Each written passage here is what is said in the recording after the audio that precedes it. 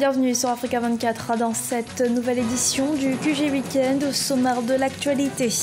Hélène Zillé, l'une des figures de l'opposition sud-africaine, suspendue de l'Alliance démocratique en cause des propos faisant l'apologie de la colonisation. Un sujet toujours sensible en Afrique du Sud depuis la fin de l'apartheid. Le gouvernement tchadien dément formellement les allégations portées par l'ONU contre certains de ses soldats militaires que l'organisation accuse d'avoir participé à des exactions contre des civils en Centrafrique entre 2013 et 2014. Et focus sur le phénomène des constructions anarchiques en République démocratique du Congo, dans la capitale Kinshasa. De nombreuses constructions se font en l'absence de toute réglementation. En Afrique du Sud, Hélène Zillé, l'ancienne chef de l'Alliance démocratique, est suspendue de toutes ses fonctions au sein de son parti en cause des déclarations sur les réseaux sociaux datant d'il y a 2 mois et vantant les aspects positifs de la colonisation. Elle a été écartée des instances du parti par l'actuel leader Mossi Maïman. Deogracia Sopodo. Hélène Zillé, 66 ans, l'une des figures de l'opposition sud-africaine, a été officiellement suspendue de toute activité au sein de l'Alliance démocratique ce samedi 3 juin. Cette dernière avait publié courant mars 2017 un tweet interprété par l'opinion publique comme une défense du colonialisme.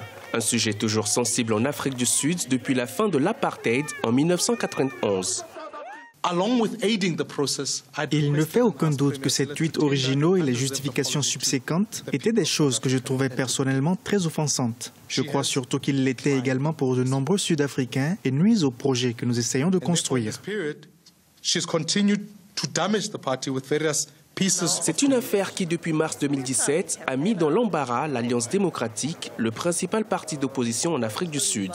La formation avait remporté 22% des suffrages lors des élections générales de 2014, occupant le 2e rang sur l'échiquier politique national derrière le Congrès national africain. Elle espère confirmer ce succès lors du scrutin de 2019 et battre l'ANC au pouvoir depuis 1994. Il est devenu évident que le Premier ministre Zillé et moi tenons des opinions fondamentalement différentes sur la direction que l'Alliance démocratique doit prendre en 2019, nos objectifs et nos priorités. Les déclarations de Mme Zillé sur le colonialisme sont des points de vue que je ne soutiens pas et je crois qu'ils compromettent nos projets politiques.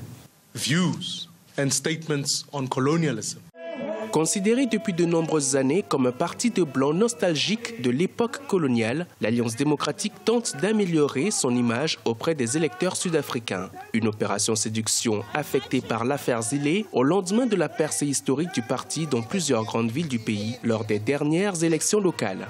Mais les principaux leaders restent optimistes. 2019 marquera le grand retour au pouvoir de la formation politique.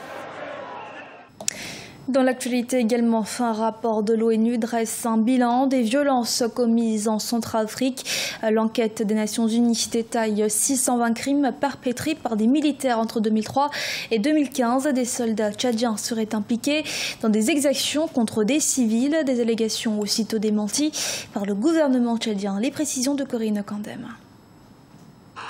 Les soldats tchadiens seraient mis en cause dans de nombreuses exactions commises en Centrafrique, selon un rapport publié le 30 mai par l'ONU. L'enquête des Nations Unies détaille 620 crimes commis par des militaires ou des groupes rebelles dans le pays entre 2003 et 2015. Une révélation qui n'épargne pas les militaires tchadiens, accusation que les autorités du pays réfutent. Pour nous, c'est une conspiration contre notre pays par rapport à ce que nous avons déployé comme effort pour la réussite de la stabilité et la paix, le retour de la paix dans ce pays frère qu'est la Centrafrique et qui nous est cher. En effet, les forces tchadiennes formaient le plus important contingent de la mission internationale de soutien à la Centrafrique, sous conduite africaine de décembre 2013 à mi-avril 2014, date de leur retrait prématuré à la suite des accusations d'exaction. Un retrait que les autorités tchadiennes ont justifié par le souhait de préserver l'intégrité de leurs troupes qui étaient alors remises en cause. à la demande de la communauté internationale, nous avons retiré nos forces et nous avons automatiquement également, à titre de conservation et de préserver notre sécurité et la sécurité de nos ressortissants, et la plupart des retournés tchadiens de Centrafrique, des milliers qui sont revenus et qui avaient connu des massacres très graves, des violations systématiques de graves, par le simple fait qu'ils soient identifiés tchadiens et consacrés et considérés comme les auteurs des graves crimes en République de Centrafrique. Nous avons fermé les frontières, retiré nos troupes. Le ministre de la Justice tchadien, Ahmad Mahamat Hassan, dans une lettre datée du 24 mai adressée au haut-commissaire des Nations Unies aux droits de l'homme, a fait état de la position du gouvernement tchadien concernant ce rapport qui, selon lui, n'est pas valide en l'absence de preuves. La BEAC a rendu public son rapport 2016, année au cours de laquelle l'établissement a décidé de céder environ 1000 milliards de francs CFA de son portefeuille d'investissement.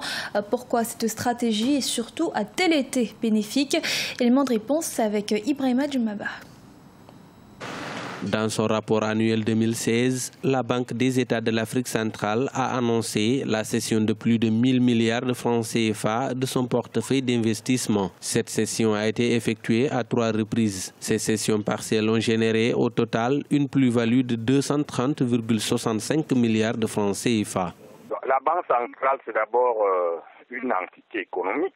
Elle peut parfaitement, avec des bons placements, réaliser d'importants bénéfices, alors que les économies sur lesquelles elle repose ont des difficultés. Le 29 juin 2016, la BEAC a cédé 380,65 milliards de francs CFA. Au 30 août 2016, c'était un montant nominal de 475,5 milliards de francs CFA qui avait fait l'objet de cessions. Le 2 décembre 2016, la dernière cession partielle avait porté sur la somme de 475,5 milliards de francs CFA. La valeur nominale du portefeuille d'investissement de la BEAC à la fin de l'année 2016 est passée de 1488 milliards de francs CFA à 1304 milliards de francs CFA. À court terme, la situation de la Banque centrale peut parfaitement s'écarter de la situation des économies de la BEAC.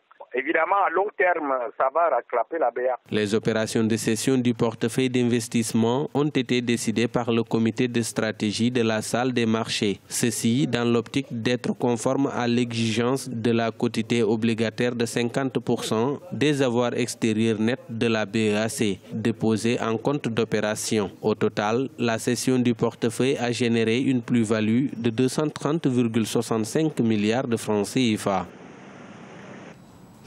L'Éthiopie et le Soudan vont signer un accord d'échange de devises. L'information a été révélée par le vice-gouverneur et économiste en chef de la Banque nationale éthiopienne. Selon Yohannes Ayaliou, dans le cadre de cet accord, les deux pays pourraient échanger le birr éthiopien et la livre soudanaise à travers les banques centrales ou commerciales de leur choix sur la base des taux de change en vigueur. Et la République démocratique du Congo fait face aux constructions anarchiques. C'est le cas notamment à Kinshasa, la capitale, où des milliers de maisons sont à la marge des normes d'urbanisme. Malgré les appels des autorités, les constructions continuent de pousser à un rythme effréné. Reportage de Jacob Boka. Construction sur des sites non autorisés, c'est une récurrente situation dans la ville-province Kinshasa. La population construit un peu partout, souvent avec la complicité de certains chefs coutumiers. Ici, c'est une cité d'environ 5000 habitants, plusieurs fois démolie, mais qui réapparaît et ne cesse de s'agrandir. Terrain de football, petit marché, maison d'habitation, nous sommes pourtant sur les sites du cimetière de Kisuka dans la commune de Kmongafula. Il faut qu'il y ait une concertation entre toutes les parties pour une solution objective. Nous n'allons pas prendre une décision draconienne parce que ça produit leurs limites. Aujourd'hui, on a détruit, les gens sont revenus, on va détruire, les gens vont revenir. Il y a un problème de densité qui se pose dans la ville de Kinshasa. Dans une ville où le plan d'urbanisation laissé par les colons belges devient presque caduc, vu la croissance démographique, difficile de respecter les schémas cadastrales existants sans une rigueur absolue de la loi. Ici, c'est des problèmes d'information. La population n'est pas assez informée dans ces domaines et c'est ce qui fait qu'aujourd'hui, vous trouvez un peu partout que le plan d'urbanisme n'est pas appliqué. Dans cette situation, les chefs coutumiers sont généralement pointés du doigt. Ces réclamants toujours propriétaires des terres, l'achat de plusieurs espaces vendus dans la capitale sont facilités par ces derniers. Le nouveau ministre des Affaires foncières, qui est descendu ce jeudi 1er juin 2017 sur 2 sites à problème, a manifesté la volonté du nouveau gouvernement de trouver une solution à cette situation. Faudra-t-il les démolir pour faire respecter la loi ou va-t-on caser toutes ces personnes? Une équation à laquelle les nouvelles autorités doivent réfléchir à fond. Ce journal a été réalisé par l'ensemble de la rédaction. Merci de votre fidélité. Restez sur Africa 24 pour un nouveau rendez-vous de l'actualité.